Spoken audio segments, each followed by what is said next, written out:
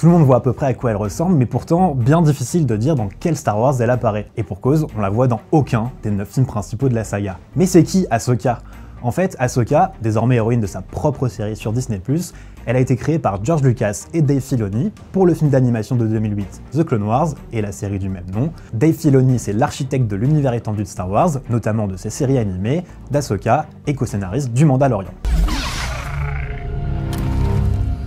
C'est d'ailleurs dans la saison 2 de cette série en live action que le personnage apparaît pour la première fois en chair et en os, interprété par Rosario Dawson. Mais ce n'est pas sa première apparition tout court. Le personnage de la Jedi Ahsoka résume bien le fonctionnement de l'univers Star Wars, de son histoire, ses traditions, son imaginaire, tout ça, ça s'appelle le lore dans le jargon. L'histoire principale de Star Wars, ce sont 3, puis 6, puis 9 films, eux-mêmes imaginés au fur et à mesure et dans le désordre, mais le principe de l'univers de Star Wars, et même depuis le rachat par Disney, c'est de combler les trous entre les histoires, c'est la mission d'architecte du scénario comme Dave Filoni.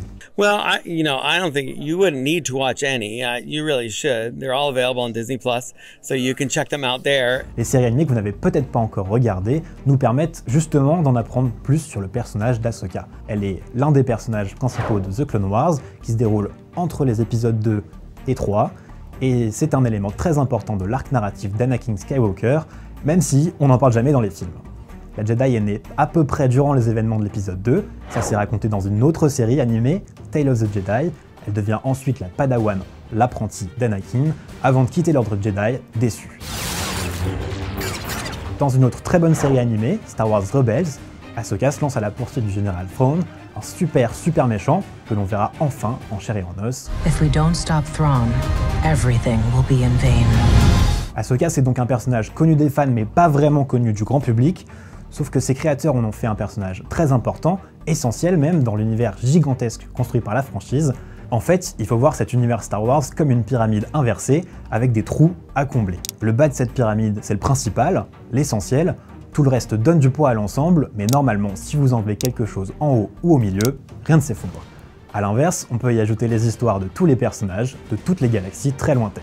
Ah, et d'ailleurs, on sait qu'Ahsoka est morte quelque part avant l'épisode 9. En fait, on y entend sa voix parmi celles des Jedi disparus.